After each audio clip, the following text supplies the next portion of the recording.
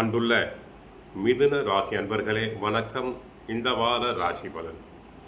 மிதுன ராசி அன்பர்களுக்கு ஜென்ம ராசியில் குரு பகவான் இருக்கிறார். பெரும்பாலும் ஜென்ம குரு வனவாசம் என்போம். ஆனால் அவர் அங்கே அமர்ந்து 5ஆம் பார்வையாக புத்திரஸ்தானத்தை பார்க்கிறார். பிள்ளைகள் நன்றாக படிப்பர், நல்ல மதிப்பெண்களை பெறுவர். 7ஆம் பார்வையாக கலஸ்திரஸ்தானத்தை பார்க்கிறார். மனைவி மேல் அன்பாக இருப்பீர்கள். 9ஆம் பார்வையாக பாக்யஸ்தானத்தை பார்க்கிறார். நீங்கள் இருக்கும் இடத்தில் மதிப்பு மரியாதை கூடும். அடுத்து தங்களுக்கு 10ஆம் இடம் ஜீவனஸ்தானம், தொழில் ஸ்தானத்தில் சூரியன், செவ்வாய், சனி இணைவு. அரசாங்க சம்பந்தப்பட்ட காரியங்கள் அனைத்தும் வெற்றிகரமாக முடியும். செவ்வாய் 10ல் இருப்பதால் ரியல் எஸ்டேட் துறை அன்பர்களுக்கு இது ஒரு நல்ல அருமையான காலம். நன்றாக பணம் சம்பாதிக்கலாம்.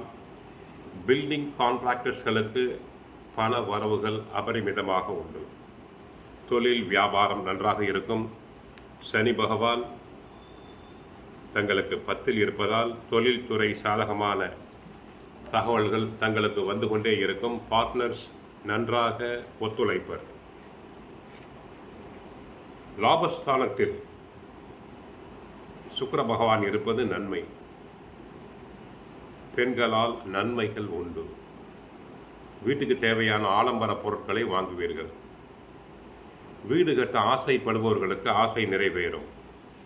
வேலை இல்லாதாருக்கு வேலை கிடைக்கும். பூர்வீகத்தில் சொத்து மற்றும் பாகப்பிரிவினை அனைத்தும் சுமூகமாக நடைபெறும். ஆனால் ராசியில் குரு இருப்பதால் அவ்வப்போது மனதில் குழப்பங்கள் வந்து போய்கொண்டே இருக்கும். மிதுன ராசி அன்பர்கள் மனைவி பேச்சை கேட்குதல் வேண்டும். மனைவி சொல்லே மந்திரம் என்று கேட்டால் அனைத்தும் சுபமாக நடைபெறும். வேலையில் இருப்பவர்கள் சில பேர் சொந்த தொழில் ஆரம்பிக்கலாம். பொது வாழ்வில் உள்ளோருக்கு சிலருக்கு வீண் பலிகள் வரக்கூடும். ஜூன் மாதம் 2ஆம் தேதி நடைபெறும் குரு பெயர்ச்சியில் குரு பகவான் தங்களுக்கு 2ஆம் இடமாகிய தன குடும்ப வாக்குஸ்தானத்துக்கு செல்வதால் பண வரவுகள் அதிகரிக்கும். சுபகாரியங்கள் நடைபெறும். குடும்பம் நன்றாக இருக்கும். உடல் நலம் ஆரோக்கியமாக இருக்கும். தற்சமயம் உடல் நலனில் சிறு சிறு பாதிப்புகள் உண்டாகும். வெளி இடங்களில் உணவு உண்பதை தவிர்த்தல் வேண்டும்.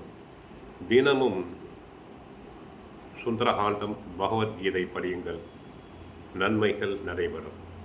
வாழ்க வளமுடன். ஹரே கிருஷ்ணா, ஹரே கிருஷ்ணா.